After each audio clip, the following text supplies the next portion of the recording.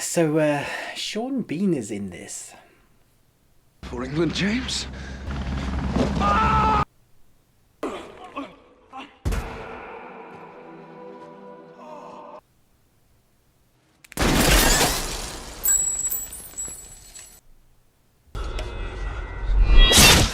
And welcome back to the Ruby Tuesday. My name is Ruben, and this is my review for episode 1, season 2 of Snowpiercer. Netflix have kindly given us the screeners, but we're going to do individual episodes. I will be doing a full review as well, but as they are released episode by episode on Netflix, at least in the UK, I thought I would do breakdown and kind of spoiler reviews of each episode as they go along. So feel free to chat in the comments below.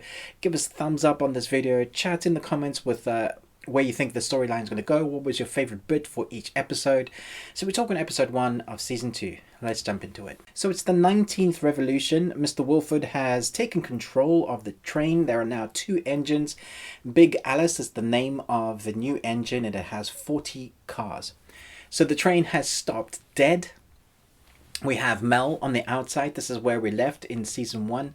Mel is trying to do something that is going to help them not be at the will of Mr. Wilford, because that's the last thing they wanted. They've just gone through this whole battle to basically battle for democracy, and they thought they were going to be able to do that now. But Mr. Wilford, who is played by Sean Bean, is there. He is going to control everything. And so Mel is worried because she obviously is the protege of Mr. Wilford, and she doesn't know that her daughter's alive just yet. So at the beginning we see her on the outside. Her suit is dropping in temperature. She plants a C4 device in the connectivity of one of the pipes, so that if that blows, then they'll be fused together forever.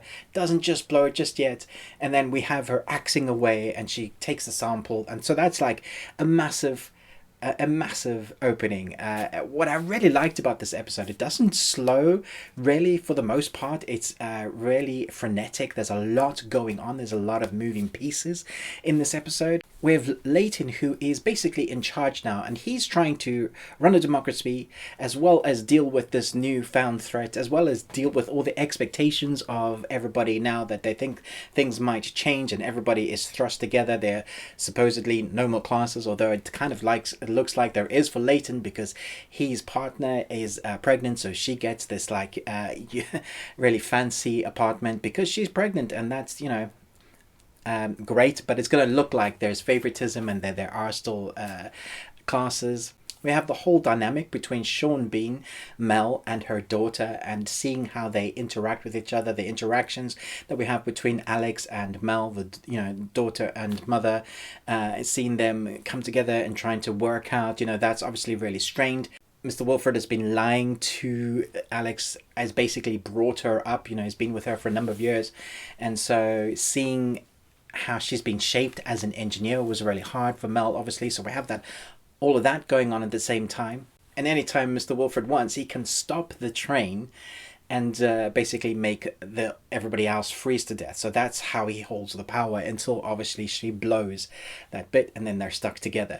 My 2 favorite parts of this episode, for sure, one of which is the Edwards, the doctor. I thought that was so crazy, so interesting, the way they talk as one. They reminded me a little bit of the twins from The Matrix.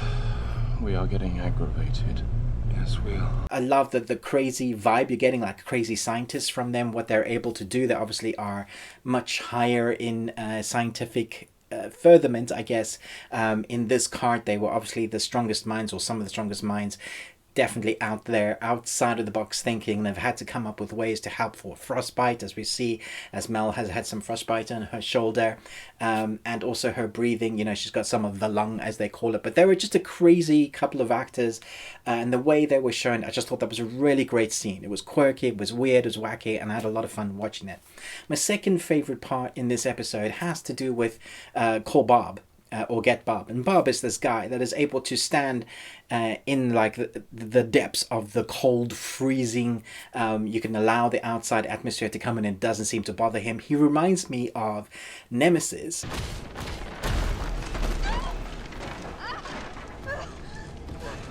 from Resident Evil 2 or 3, as I think it's 3. That guy that you just, or Mr. X, you just can't kill. He seems to be immortal. And so when they do the attack and the Snowpiercer tries to attack Alice, and they're trying to take it over again, they call Bob, and Bob just wrecks them. You know, Bob is super strong, throwing people about. We're seeing arms frozen, but Bob isn't affected. I thought that was really fun, really interesting, heightens that tension, exactly what we're expecting.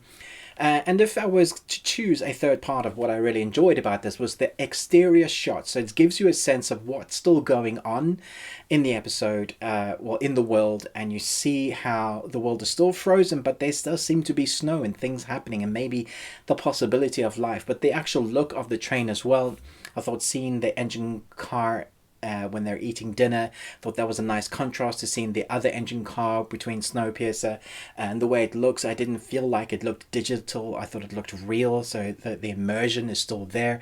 Between the score and the sound effects as well, I thought was excellent. There's some nice contrast going on there as well. You have the contrast of a really laid back classical music in the master car, or the new car, the new engine car, and then you have that kind of dramatic sounding music for Snowpiercer and what people are going through there, and all of that. You have all these moving parts, and so for a first episode, a pilot episode of season 2, it really kind of just throws you into it, so that we don't have to build up to anything, because we've had the first season to build up our characters. We understand what they're going through. We have all that tenseness and that turmoil between people, you know, wanting to have a new life, not being in that sort of culture domain, so where you are not forced to being one person. You don't have to live in the Taily, or there no longer be Tailies. And then you have all of those moving parts in this first episode with things just going chaotic, which I thought was a lot of fun. So I hope they keep the frenetic energy going, doesn't lag too much. I think there's a lot to be said for kind of really giving that first episode. What I've seen a lot of series do, though, is when they come back and they give you a nice, fast, action-filled series, and then they go into storyline, which is great, but it really does slow down the pace. I'm hoping as I start watching these next episodes, and I'll get to that full review soon, hopefully, if I can find the time to watch the rest of the episodes, that it doesn't dip too much. You know, gathering story is great, but you can do that while having a fast tempo. So they've set the tone and tempo right for the first episode. Let me know in the comments below, which is your favorite moment from episode 1? Who's your favorite character so far? What are you hoping to see going to happen? I know it's very much diverged from the film, but it's more connected to the book.